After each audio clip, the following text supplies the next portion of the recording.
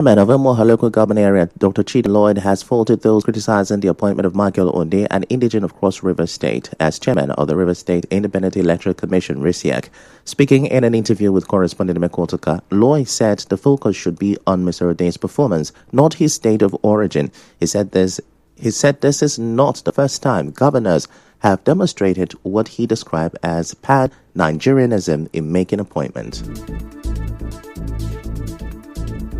This will not be the first time people are going out of their way to show pan-Nigerianism. So I don't see anything wrong with the appointment. Let us not begin to cry foul when nothing has happened yet. What we should talk about is what happens with the appointment. What the man now does is what we should bother about. We were all in this state when suspended Governor Fubara brought in someone from Delta State as his chief press secretary, a commissioner for special duty who is also from Imo State. We even have judges and magistrates who are not Rivers people, but who have stayed in Rivers State and are paying tax in Rivers State. We are one Nigeria, for crying out loud. Recall that the Senate committee overseeing the emergency rule in River State on Tuesday raised concerns over the nomination of Michael Onde as chairman of the River State Independent Electoral Commission, RISIAC. The Senate committee halted his screening and is expected to decide soon on whether or not to confirm Mr. Onde's appointment. Coming up next, governors agree to dismantle illegal road blocks, multiple taxes. Stay with us.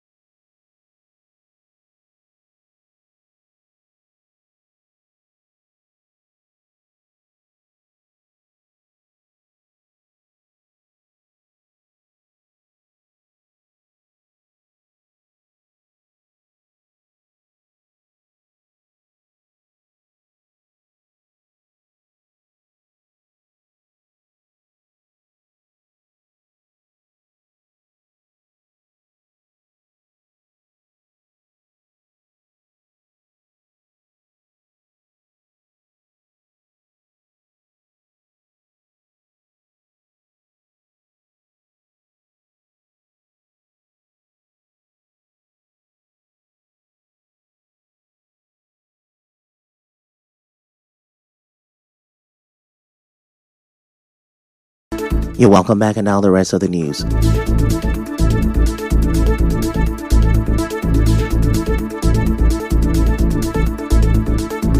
The 36 state governors in Nigeria have agreed to dismantle illegal roadblocks and multiple taxes across the country. They made the resolution after a meeting of the Nigeria Governors Forum (NGF) in Abuja, which ended early Thursday. The governor of Lagos State, Babajide Sanwo-Olu, who read the communique at the end of the meeting, said the governors resolved to dismantle illegal roadblocks and multiple taxes, which they say was responsible for food inflation in the country. The NSA noted that a high-level interministerial committee has been established to address these concerns and has submitted its recommendation for the endorsement of the forum. Governors thereafter acknowledged the urgency of this matter and expressed commitment to collaborate with the federal authorities to streamline the levies, to dismantle unauthorized checkpoints, and to improve the movement of goods, especially food items, across the states.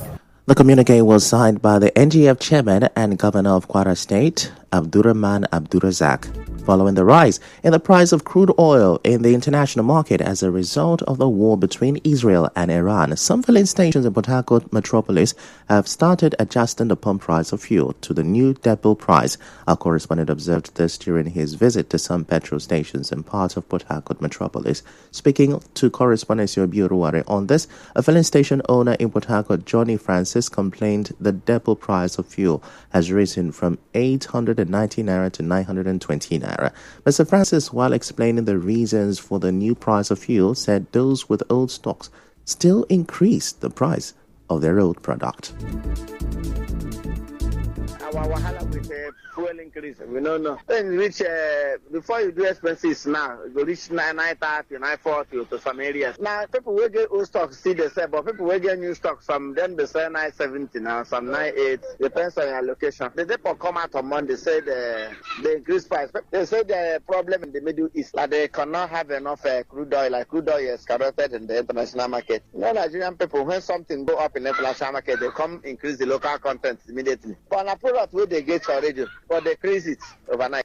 In the meantime, the National Public Relations Officer of Petroleum and Natural Gas Senior Staff Association of Nigeria, PENGASAN, Dr. Eze Ifeanyi, is asking the Nigerian Midstream and Downstream Petroleum Regulatory Authority, NMDPRA, to explain to Nigerians how prices of fuel are fixed and the benefit of their monitoring activities of filling stations to the country.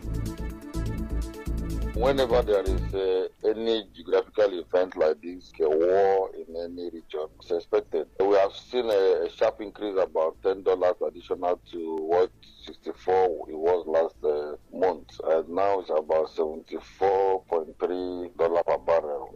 We also expect it to climb up to $100 per barrel if the war continues, and that will also mean about 1% inflation on goods and services. So it's not about only increment in petroleum products; it affects other chains of supply.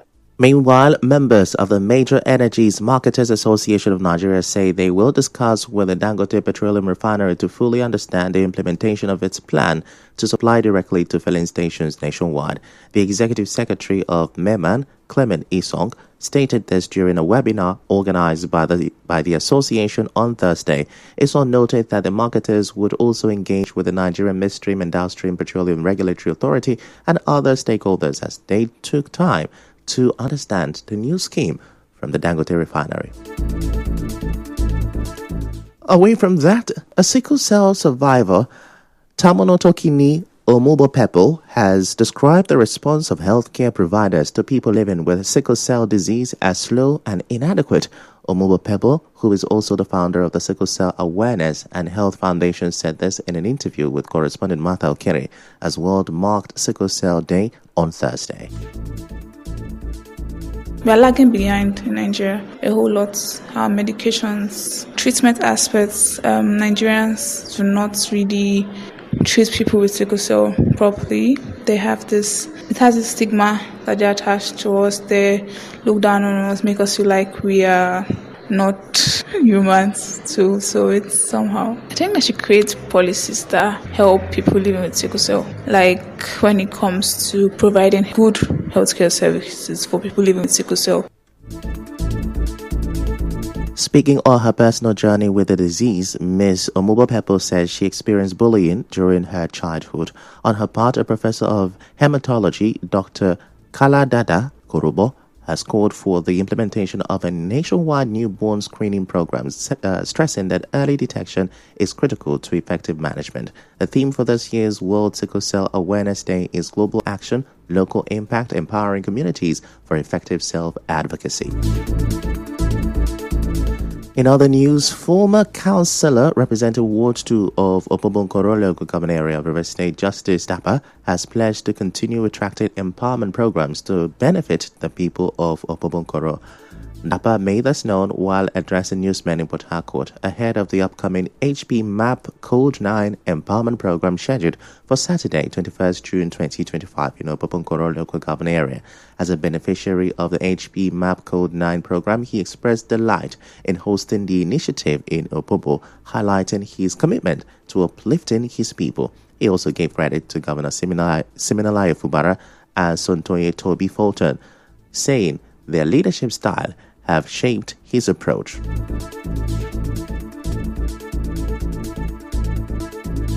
The pragmatic system of His Excellency Amope Siminalayi Fubara has influenced me a lot to understand that you can't be a good leader without the people. And if you look at my mother, Honorable Soten Futin Topi, you understand that there's a lot of influence on me. So this influence, having the fact working with them, looking at the way they do things, when I was privileged to host HPMAP, I have to apply for it to be done in Opobo, where I know that the leadership system, the environment is serene. Most especially the governor have given us a road. They've done a lot for us. There's a lot of security architecture. We didn't have a road. So one of the driving stage of business is good roads. We'll have good road. That means investment can come. Dapa also outlined the qualification process for beneficiaries, stating that the HP MAP Code 9 program is open to all interested individuals. HPMAP is a global service form. Once you want to go through the process of registration, so you're a student, you can't go to school, all facets of life. You're doing your master's, you can't pay your school fees. You're a professional, you're a medical doctor, you need a support fund. HPMAP can fund you, but on one condition: you must meet up the criteria. One of the criteria is you need to do what we call in HPMAP bank verification. You need to do re-evaluation of your person. Thirdly, you have to go to orientation camp where you meet professional business millionaires at 40. HPMAP comes 2 times in a year, depending on the local government that want the best population. Like in this current one now, the Opobonkoro people want the best. We go on another short commercial break. When we come back, we'll wrap up the news.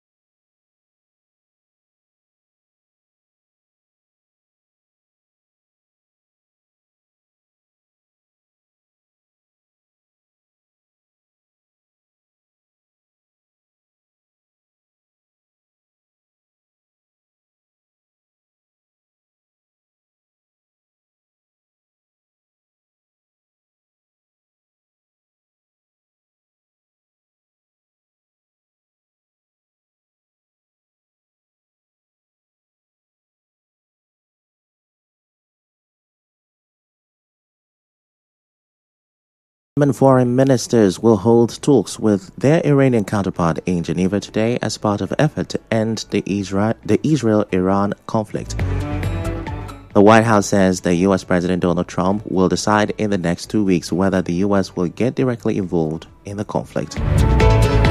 On the news this morning, you heard Rivers Administrator has increased the 2025 budget proposal. Governors have agreed to dismantle illegal roadblocks and multiple taxes to address food inflation. A sickle cell survivor has decried the poor response of health workers to people living with the disease.